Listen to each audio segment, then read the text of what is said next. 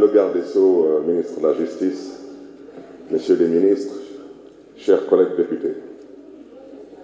Madame le ministre, je voterai non contre ce projet d'amnistie parce que je ne comprends pas ce qui motive ce projet.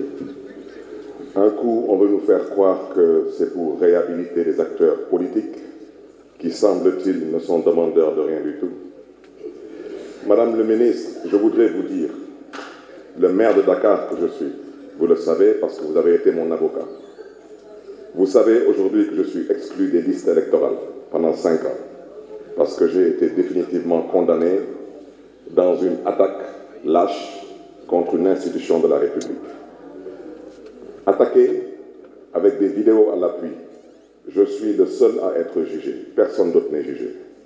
Et aujourd'hui, je suis exclu des listes électorales. Ça veut dire que si l'élection se tient en 2029, je ne peux pas être candidat et je ne peux plus être candidat à la mairie de Dakar. Ça veut dire que si aujourd'hui, on considère que moi qui suis attaqué dans une institution de la République, je n'ai plus le droit de pouvoir compétir parce que j'ai soi-disant été jugé par des magistrats qui se disent être indépendants. Je préfère ne pas commenter parce que je préfère garder mon opinion personnelle. Je pense aujourd'hui, et là je m'adresse au président de la République, qu'on n'a pas besoin d'une loi d'amnistie pour réintégrer les acteurs politiques. Tout ce qu'on a besoin, c'est de modifier quelques articles de la loi électorale.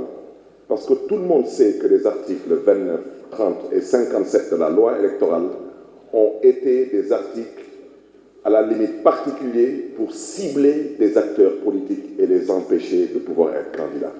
Donc, je souhaiterais demander au président de la République de bien vouloir reconsidérer sa position. Madame le ministre, je ne partage pas le point de vue de certaines personnes. Je suis un acteur politique, un opposant, j'ai participé à presque toutes les manifestations dites violentes pendant ces 20 dernières années. Je peux vous dire ici que lors de ces dernières manifestations, de mars 2021 à peut-être 2024, j'ai été au cœur de toutes ces manifestations. Aucun leader politique n'a donné d'ordre ou d'instruction pour tuer qui que ce soit dans la rue, policiers comme manifestants. La plupart de ces manifestants, semble-t-il, auraient été tués par balle. Mais si nous devons pardonner, mais disons-nous au moins de la vérité, parce que comment oublier sans savoir? Dites-nous au moins ce qui s'est passé, parce que c'est vous qui avez fait les enquêtes. Comment pardonner sans connaître la vérité? Au moins par devoir de mémoire et par respect à toutes ces victimes. Qu'on se dise au moins des vérités.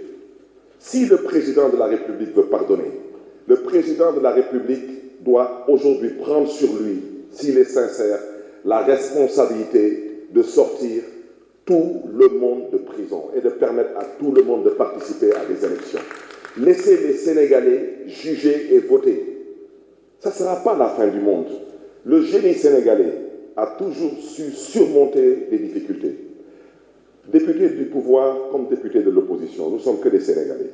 Et aujourd'hui, les Sénégalais sont confus, les Sénégalais sont tendus.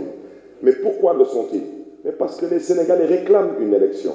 Et c'est au président Macky Sall de faire preuve aujourd'hui de hauteur, de grandeur.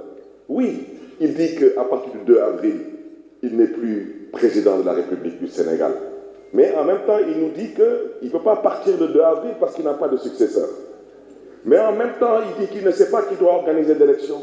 Mais c'est lui qui doit l'organiser. Et je pense que c'est là-bas que se trouve, Madame le ministre, la cohésion nationale. C'est là-bas que se trouve la paix. Chers collègues, dépassionnons le débat. Monsieur le Président de la République, les Sénégalais vous attendent sur une date pour l'élection. Les Sénégalais attendent de vous votre pardon. Libérez les détenus politiques, libérez les prisonniers politiques, libérez les leaders politiques et laissez le soin aux Sénégalais de choisir le prochain président de la République. Que le Sénégal connaisse une fois de plus le charme de la démocratie. Et je sais, Madame le ministre, qu'on saura éventuellement compter sur vous. Je vous remercie. Merci.